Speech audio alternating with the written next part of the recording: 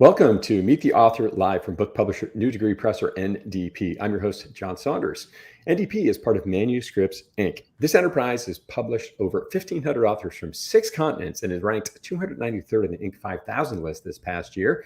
It's one of the fastest growing privately held companies in America.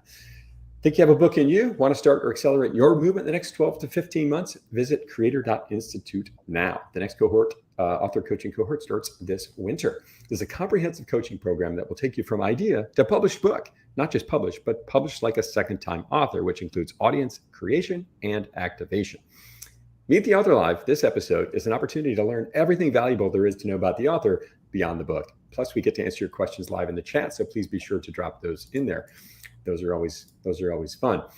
This episode features Dr. Laura Streyffeler, and we'll chat about her new book, How to Have a Healthy Relationship in an Unhealthy World, and talk about taking relationships from normal to healthy.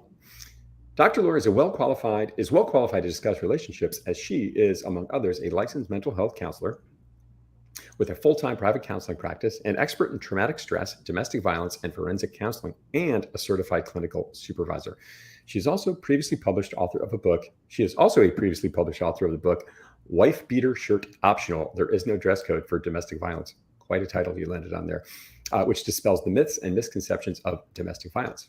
Dr. Laura, great to see you. Congratulations on book number 2. Welcome to the show. Thank you. I'm thrilled to be here. Such a pleasure to have you here, and lots of fun. So how does it feel to have your name on not one, but now 2 books? Well, it feels fabulous, especially where I feel really good about this second book. The first book, I pretty much lived on the DIY network, and I was more of a healer than a writer-author, and I was on my own. So I found the program to be exceptionally helpful. Oh, that is fantastic, right? And what was exceptionally helpful about it and getting from this DIY to some new version of authorship? You know, it's one thing to understand, material and what you want to say. And for those of us that are more abstract, intuitive, experiential thinkers and feelers, to have help, structuring and organizing the book was invaluable to me. It's right. It's when I wrote my book and you sort of putting it out there on LinkedIn and social media and things like this, I had a number of friends reach out to me that said, I hadn't talked to in years, old friends, and said, John, I've been writing a book for 5 years. How did you actually get this thing done? And it's a thing, having that kind of those guidelines. The first book took me 10 years. It started out as a textbook, then it was a regular book, and I spent years moving sentences around. I mean, so having deadlines and accountability and somebody saying, well, this might look better over here, invaluable probably is minimizing it. Well put. And one of my favorite phrases that often gets used around here is I'm at a deadline with my publisher. And that's a pretty powerful phrase to buy you a little time to maybe not attend a particular event or do a particular thing. So you can, get back to the table and writing. So what do you think? What did you learn from writing book 1 versus 2 versus book 1, you think, about yourself and about your content? What was some of the learning for you? When I wrote the first book, the internet was around, but social media wasn't as prevalent as it is now. So when I wrote the second book, I really didn't want to write a book with a bunch of information. Somebody could, go talk to Dr. Google and, find the information already there. I really had to challenge myself to find something and to say something that you couldn't just Google. Interesting. I haven't heard that one yet. Dr. Google. I like that. And right. So the book is filled with your life experiences, your own professional work, right? Mm-hmm. So one of the things, the key elements of this book, right? How to have a healthy relationship in an unhealthy world. One of the key things you talk about, Dr. Laura, is this normal or traditional versus healthy relationship. What is the difference between those two things? A lot of times people talk about being normal as though it's healthy, but normal is really just what you're used to, or what is the norm, what is usual. And both in families and in society, normal has changed so much, and society has changed. There are perception of what what normal is. And for many, many people, normal is not healthy. So it's helping people to understand that even though their relationships are very normal to them, they're not healthy, and how to go from what's normal to what's healthy. Because even if everybody they know is in the same kind of relationship, that's normal in their life, but it's very different than what's healthy. I mean, I love that you're even differentiating between the two, because I don't think most of us even know to do that or think to do that, because we grew up a certain way, we grew up in our family situation, and that just oftentimes carries into our adult lives. And when you do, I'm not a big fan of evaluations. I like talking more about the problem. I think, labels belong on jars, not on people. So I like really looking at, the issue or the behaviors rather than, what's wrong with the person. But, the first thing people will say is, well, am I normal? Well, yeah, if there's violence or drugs or alcohol or depression in your family and you're doing or experiencing the same thing, then that's very normal, but it's not very healthy. Hmm. It's I love the way you break it down and just help people think about it in a more clear fashion. And then there's a lot here to determine about what's healthy for me and my relationship, right? And what have you seen that look like for some people? What does that sort of transition, that change, look like for people going from normal to healthy?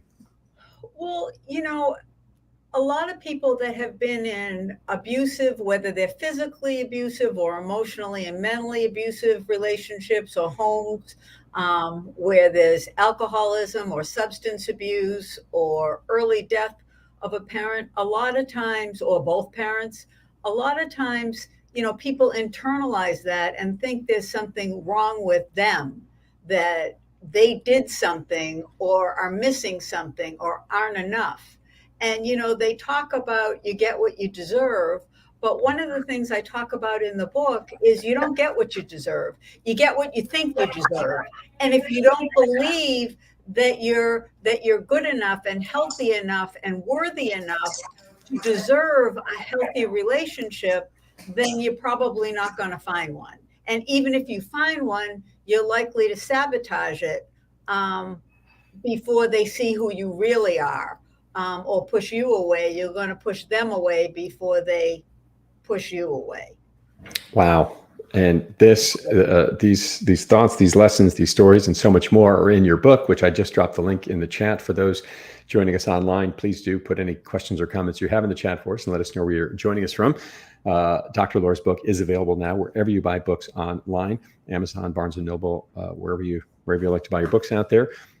Thank you for sharing that clarification. And just, again, I think what I love about your story, and I've read about a third of your book so far now, I've been tiptoeing my way through it, is just I'll say the clarity in how you help people sort of break down this thinking that has just been embedded in us and we sort of don't know another way. So I really appreciate the work you've done here. And thank you for sharing it with the program. One of the things that I really like about the book is talking about the difference also between the traditional relationship and the healthy relationship. Because for so many years, again, going back to what people thought was normal, was one man and one woman in a monogamous relationship. And that still exists, but that's nowhere near as common as it used to be. And now we have, same-sex relationships, thruples, BDSM, swinging, May December relationships, and more. There are more and more different types of relationships. And just because they're non-traditional doesn't mean that they're not healthy. It just means that they're non-traditional.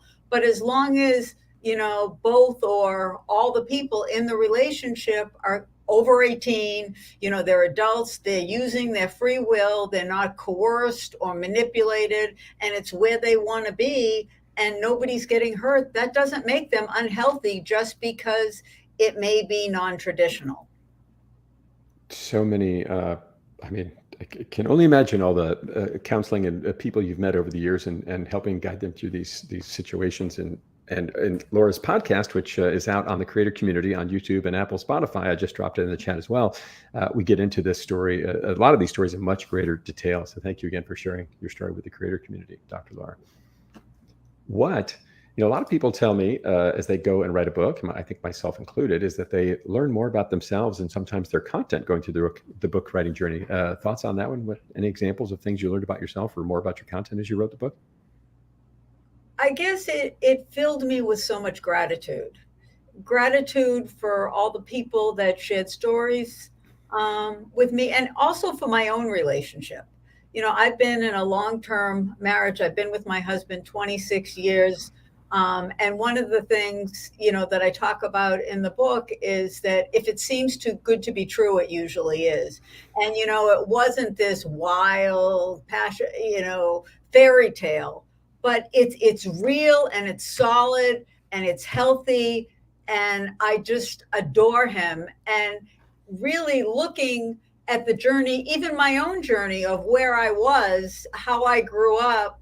I left an abusive relationship when I was young and spent a lot of time working on myself, and have spent the latter part of my life helping other people, and living in a healthy relationship. So I'm not only talking the talk, I've walked the walk, and I've seen people.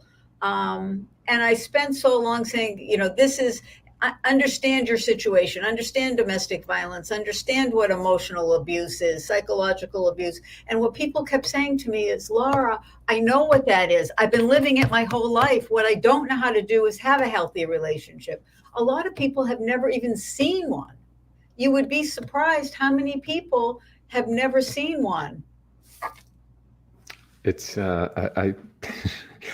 I feel like a lot of the stories you share, particularly in the podcast, are surprising to me. That they really are in so many of the ways we think about these things. Because, as I said, right, we sort of, if we don't ever take the time to learn and grow and maybe get guidance from others and then take to read, we just don't know that there's another way, right? And so I don't think it's terribly surprising you've seen many, many people that just don't know there's another way. I think it's really important that people are living it, but quite honestly, John, I think it's really important for people who aren't living it, because I think a lot of people judge what they don't understand.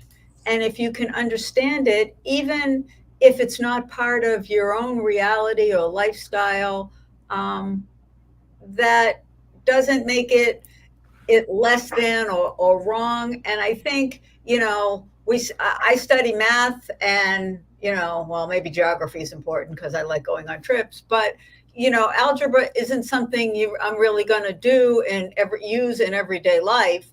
But yet, I studied it because it's part of what people know, and it's part of what exists. I don't know where it exists, but apparently whoever they are, they say it exists. There are things, especially with people. And if you're a manager or a healthcare worker or whatever business you're in, if you're in the people business, if you're interacting with other people, you need to understand them, because before people care what you know, they want to know that you care. And part of caring is understanding and seeing them and validating who they are. So there's relationship advice, not just for our personal relationships, but maybe professional as well. Is that what I'm hearing? Well, about our professional and our humanity as well, because I think it's important to understand what relationships are. It's almost like, a liberal arts degree. You have a little bit of everything. It doesn't mean that you're going to go into every field you study, but it's important to understand it all. It doesn't have to all be for you. Math was never for me. You're probably getting that from this little podcast. My first support group was my statistics class. But, but it's important to be exposed to it and understand it, because it's part of the world that we live in. You can't not know, unless you want to live under a rock. There are certain things about life and about relationships that are really important to understand, especially for people that are older, because what it's doing is it's polarizing them from the younger generation, because the younger generation is so much more open and, gender fluid, and things are changing so rapidly that if you don't at least understand it, it's going to really cause a disconnect with perhaps people in your workplace, but in your family as well. Wow. Powerful words there, my friend. And I love how you have laid this out in not one, but now two books, and certainly shared the story with our podcast, The Creative Community. As I said, the podcast is out now at the Creative Community, YouTube, Apple, Spotify. Laura, so now you have, Dr. Laura, now you have two books out there. Is it crazy enough to think a third may come someday, or are you taking a break? Well, I'm thinking about a workbook, to go with how to have a healthy relationship in an unhealthy world. There are a lot of exercises that people can do in the book. It talks about communication and conflict resolution, infidelity, substance abuse, mental health, all the different things that are going on in the world and how they affect relationships. But, books on therapy, but they certainly can help you, look at yourself, and even just activities that people can do with their partners. I'm really thinking about, doing a workbook. What I love about your work is all about, I'll say, sort of unlocking and then simplifying. I don't want to say simplifying, but giving people a way forward. And that's what I've certainly gotten from our chat and what I've read from your book so far. And I really appreciate that. And it's right.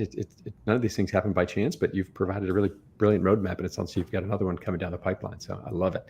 If anyone does have questions or comments for Dr. Laura, please do feel free to drop them in the chat. We'd be happy to answer them on here, because we're going to jump into the rapid fire questions here in just a minute, where we really get to know everything there is to know about our guests on the show and meet the author live. So I love that you're thinking about another project. What are some of the goals you're thinking about for 2022 and beyond, Dr. Laura? I'm looking forward to doing a TED Talk and really doing some traveling to not only promote the book, but to really promote healthy relationships. Right now, we're living in a very polarized post-COVID world that really people need some tools to reconnect and to form healthier relationships. And a few better people, more qualified and capable of getting that done. That's awesome. So let's jump into the rapid fire questions. You ready to dive in here? I am. I always like to start with John. I always like to start with the most important one, Dr. Laura, which is a favorite sandwich. This always gives me good insight into folks. What's your favorite sandwich? It actually is tuna fish. Interesting. With cheese, like a tuna melt. Very nice. My wife's also a big fan of that one. Favorite color? Purple. Love it. And yet purple didn't show up on your book cover. Interesting. Or are you wearing a purple sweater? I can't tell. Nope, it's navy. You said you like to travel a lot. What's on your next list for trips you want to take, or favorite vacation spot you're thinking about or have been to? I really would like to go to Italy. I just got back from New York City. I was in Times Square over the weekend, and I just had the most amazing time. Was it a visit to go see some Broadway shows, or what were you doing? I did. I saw 6, nice. Which is basically they spin it as Henry VIII meets the wives of Henry VIII meet the Spice Girls. I'm going to have to Google that one. I haven't even heard of this one yet. I love it. Scariest animal? Well, it could be. I kind of thought of lions and tigers and bears, oh my, and then I thought, I think it's a human. Right. After all, mad, toxic, sociopathic human is probably the scariest, because I can tell you some of the most egregious abuse I've seen has not been physical and has all been human. If you want to learn more about one of those stories, Laura tells several of them on the podcast, including someone trying to burn their own house down with their family inside of it, is my recollection of the story. Yeah, right? I worked with 3 of those. Oh my God. Unbelievable. Better favorite fruit here, apples or bananas, Dr. Laura? I'll go bananas. Interesting. We're going to have to disagree on that one. Agree to disagree. Favorite movie that you have out there? To Sir with Love. One more time? To Sir with Love. To Sir with Love. With Sidney Poitier from the 60s or 70s. It's a very old movie. I'll have to go track that one down. Thank you for that. Favorite smell? That's an interesting question. I don't know the answer to that. For me, I think it's bacon and coffee when you come downstairs in the morning in my house on like Oh, Saturday I'll morning. take coffee. I think we'll have to agree to disagree on the bacon, but it does smell like percolated coffee. I'm sad to report I had to give up bacon this year as a dietary change for me. Turns out pork's a big inflammatory. There, I said it out loud, which was an issue for me. So I've had to move on, which was a bummer. But what are you going to do? Last photo on flavors, because bacon kind of takes over. Bacon has a very strong personality, and it kind of takes over the other foods. So now the other foods will get their day in John. I love that. Thank you. Last photo on your phone. The last photo on my phone was actually Times Square. Oh, nice. You didn't by chance go to all the bright lights, right? It's such a neat thing to see at night. I did, and actually the room that we were staying in faced the Empire State Building. Oh, the cool. view was the Empire State Building, and at night to see it lit up was very cool. I love seeing that thing, and I love how they change the colors. I used to live in New York City for a number of years. I love how they change the colors over time and different holidays and things like that. Last photo on my phone, by the way, you might appreciate this. I was driving home from the Green Bay Packers at Washington Commanders game last night, and we were stuck in horrific traffic on the Beltway. And I was behind a guy who had a bumper sticker that said, "Keep honking, I'm listening to Slayer." I'd like to thank you, sir, the gentleman from Virginia who offered that bumper sticker to me. I took a picture of it and sent it to a bunch of friends last night. I thought that was pretty funny. Favorite song to sing with or without an audience? And not today, by the way, but favorite song to sing? Probably my mantra is the song "Sing." I hate to say it was the Carpenters, basically saying, "Don't worry if it's not good enough for anyone else to hear. Just sing a song," because I can't carry a tune in a paper bag. So I generally don't really sing. I just kind of hum in my head and listen to other people sing. What a great level of self-awareness there. I love it. What is one thing you own that you really should throw out? I don't tend to throw things out. I tend to really pay them forward and give them away. Yeah. I don't usually buy things that I don't love. So when I'm done loving it, I tend to pay it forward and give it to somebody that can use it. And the only reason I would throw it away would be if it was no longer of any use and it really was trash. What a thoughtful answer. I think we might have heard my next question was your most audacious goal for 2022. I heard TED Talk. That's a pretty amazing one. Yeah, that's a big bucket list. I love that. And certainly, I think you've got the story for it. Favorite, I know you've got a number of great praise quotes for your book. What's one you'd like to share with the audience? For those who don't know, the praise quote are the handful of quotes you get in the back of the book. I'd probably have to go back and look at them, because my heart smiled every time I read them. I guess the one that I'm thinking of is one. It said, "This is a life-changing book." And can I go on a little bit more? Do I have a second? Please. The writer of the quote actually got in touch with me and said, "I just want to tell you, your book changed my life. I'm 67 years old, and I'm getting chills as I'm telling you. And one of the stories that you talked about was about a partner that took her power away, and how she took it back." She said, "I didn't realize that my ex took my power away, and I always wanted to be a nurse." She said, "But my family wanted me to be an accountant, so I became an accountant, and I got all A's in school, and I did real well, and I graduated summa cum laude, magna cum laude, whatever it was." And she said, "And I did that for a long time, but I never really liked it." And she said, "Now I do real estate, and I do it with my son, and he's really good at it. And when things are going well, he's so happy. But when it's not, he always yells at me that, I made him do that." And we had a talk, and his dream was always to be a teacher. She said, "So after I read your book, I realized I didn't want to take his dream away. And starting in December, he's going to go teach and do real estate part-time, and he's going to live his dream." Because she read your book. Because she read the book and realized that she didn't put herself first and she was just doing what everybody else wanted her to do and never really got to live, her dream. At first, you think the moral of the story is she's going to say at 67, I'm going to go back and be a nurse. But that's not what happened. What happened was she identified that her son always wanted to be a teacher. And because he was good at something else, they just kind of pushed him in that direction. And she said, no, if that's what you want to do, I know what it's like to not live your dream. I want you to live your dream. Wow. Talk about paying it forward. I love that. Thank you for sharing that story. What about your most memorable moment in your writing journey as you went through this last year writing this book? What stands out to you?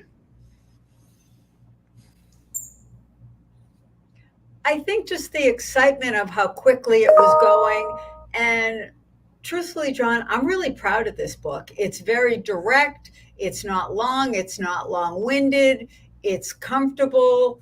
It's kind of a little bit snarky, and where it's something that everybody can relate to. And, with all the things that I see every day and being in the middle of a lot of pain. And I personally have had, a lot of health things in my family this year. So it's been kind of a tough year. So to have something that I'm so proud of was really something I needed. That is awesome. Well, congratulations again on that. And what a beautiful answer to that question. Well, it's just an honest answer. And I'm going to add one other thought to your description of your book. I'm going to call it, because some of these stories are tough and painful. But what you do is take a sometimes very tough and painful circumstance and understanding that we have to go through to sort of evolve in life. And I think you make it accessible is maybe a word I would use. And I've really found that in the early reading I've done of it. So for me, that's my word for you. I thought that it feels very accessible, not like some scientific novel or, sort of some science book, if you will. So thank you for that. You're welcome. And if somebody wants to just buy it and go the last chapter, the summary, it's got the 10 takeaways and, kind of sums it all up. I'm really proud of how that came out. Well done. Well done. What would you say to somebody thinking about writing a book, Dr. Laura? I would ask them why they want to write the book. Do they want to write a book so they can be a published author, or do they want to write a book because they have something to say? Great question. And part of the process and the coaching can help you flesh that out. And sometimes the answer is yeah, and sometimes it's maybe this isn't the right path for you. So thank you for. And maybe it's the right path, but not the right time. Or maybe right. And does it make sense? So there's a lot of support. There's author community support. When I just spoke of the 10 takeaways, that was something that I did not think of. That was something one of my editors came up with. And a number of people that have read the book say they love that at the end. And without this program, it never would have occurred to me to do that. Yeah, there's so much guidance and coaching along the way, and the editing team. I couldn't imagine writing a book without an editor. Sometimes people come to the program, they're like, I wrote 70,000 words in this book, and they kind of bring it here. And of course, it gets evaluated by somebody, and they didn't write it with an editor. And oftentimes there's a lot of undoing to be done, if you will, or a lot of work to be done to even sort of bring it into the publishing process. Well, I think, John, a lot of people think of an editor as somebody who fixes your grammar. They don't really, and your grandpa, no, but not so much somebody a developmental editor, somebody that really helps you take what you have to say and say it in a structured, marketable way. Right. Well put. And, that's one of the joys of writing, and then having that person looking over your shoulder, if you will, every step of the way to help you refine these things and make them clear and, universally understandable. So, I love that way you think. I love the way you're thinking about it. Last question for you, Dr. Laura. A sentence or 5 words. What describe your writing journey in 5 words? Quick, smooth, cathartic, healing, and empowering. Wow. I'm going to say nailed it. I mean, so cathartic is a really interesting one. I certainly felt the same in my journey. I appreciate you saying that. Last or closing thoughts you'd like to share with our listeners before we wrap up here for today? I think reading about healthy relationships, even if you think that you're in one, is something that's important. It's like parenting classes. People say, I don't want to go to parenting classes. I'm not a horrible parent. But, they're for good parents that want to be better parents. Even if your relationship is good, to think that it can't grow and that you can't learn new things, I think is something that would, put a barrier in your relationship. And I also think, your relationship isn't the only relationship on the planet. It's probably not in the top 100,000. So if your relationship is good and healthy, maybe it would help you to have insight into other types of relationships. So you could either help guide other people or at least understand where they're coming from. Because one of the most important things for family, for friends, for employees, employers, any human you have an interaction with, is people want to feel seen and understood. And the book will help you understand relationships that you may not have experienced or even known about. I love the way you're thinking about this and the way you frame that. I mean, I feel like every time I've sort of stepped out of whatever it is I was focused on in my career and sort of providing myself with a new lens, either through coaching or reading or learning, it gave me better perspective on what I was trying to solve for, just seeing it through different lenses. So I love the way you frame that. Thank you for that. Dr. Laura's episode of the podcast, the Creator Community Podcast, is out now on YouTube, Apple, Spotify, wherever you consume podcasts, and her book is available now, How to Have a Healthy Relationship in an Unhealthy World, wherever you buy books online. Dr. Laura, great to see you. Thank you so much for joining the episode here today and sharing your story with the creator community. Well, the whole journey's been a pleasure, and thank you for having me. Pleasure is all mine. And thank you to all our listeners out there for joining this episode of Meet the Author Live. As I said, you can find Dr. Laura's book and podcast wherever you buy books and get podcasts online. I'm your host of the creator community, John Saunders. Keep creating. And if you could stick around for one more minute, Dr. Laura, that would be great. Thanks, everybody. Have a great week.